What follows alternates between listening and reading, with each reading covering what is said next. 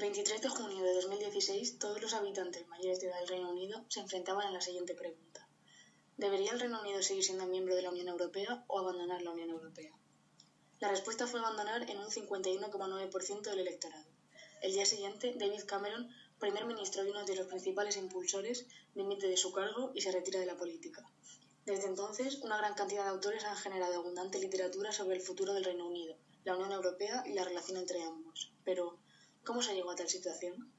La integración y participación del Reino Unido en la Unión Europea ha de ser enmarcada en un contexto específico y particular. Su visión del proyecto comunitario está basada en el pragmatismo económico que aporta principalmente el mercado único. En los últimos años, la Unión Europea atraviesa una aguda crisis.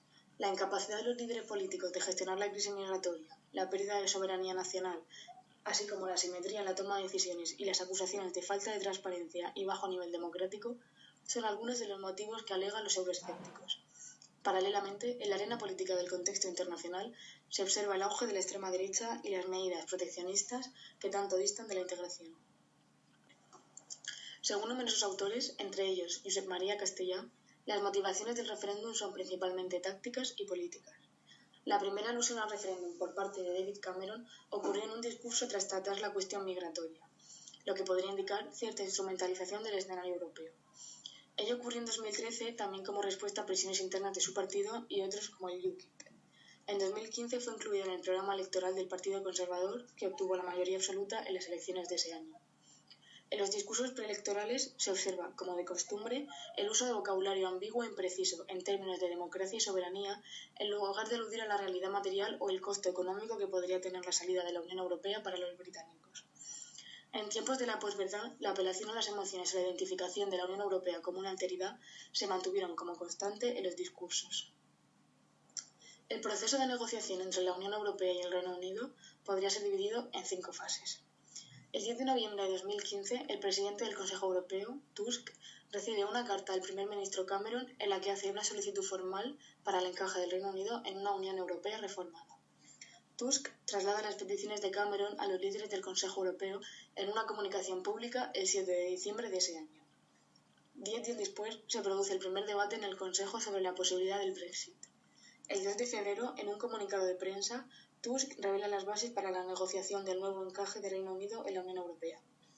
Finalmente, llega el esperado acuerdo el 19 de febrero, más de 100 días después de que se empezara el proceso de negociación. Subrayamos la importancia de la división de las peticiones del líder conservador en 4 bloques: gobernanza económica, competitividad, soberanía e inmigración. Un aspecto sensible es el cuestionamiento de un principio básico de la Unión Europea, la libre circulación de personas dentro de la Unión. Sus deseos de controlar la inmigración y reducir el flujo de trabajadores procedentes de países miembros choca con el acuerdo Schengen.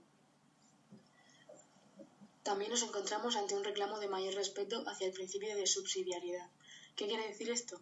Reino Unido se niega a perder soberanía y no se identifica con una Europa más estrecha políticamente que tanto defienden algunos países de la Unión. Como ya sabemos, el acuerdo que el Consejo ofreció al Reino Unido fue sometido a votación popular el 23 de junio de 2016 y fue rechazado al vencer el abandonar la Unión Europea.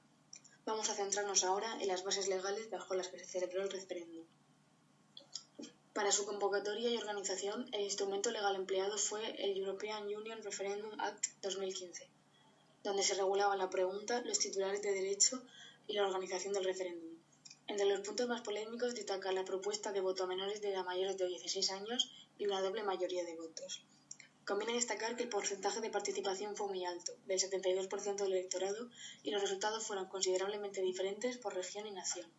Desde entonces, numerosos líderes políticos que lo promovieron y apoyaron se han retirado de la política y Theresa May se enfrenta a la responsabilidad de guiar y negociar con la Unión Europea la salida. Ella se realizará en base al artículo 50 del Tratado de Lisboa. Las implicaciones de la salida de la Unión Europea son numerosas. Adicionalmente, conviene mencionar un notable aumento de las agresiones y actitudes xenófobas registradas. Nos surgen algunas dudas que podríamos debatir en clase. ¿Han sido los líderes políticos británicos conscientes de las implicaciones reales de un referéndum de carácter vinculante sobre la salida de la Unión Europea? ¿Ha calado un discurso que apela a las emociones y al sensacionalismo de la prensa en la opinión pública británica? ¿Cómo y quién ha de decidir cuestiones fundamentales para la comunidad política como la pertenencia a la Unión Europea?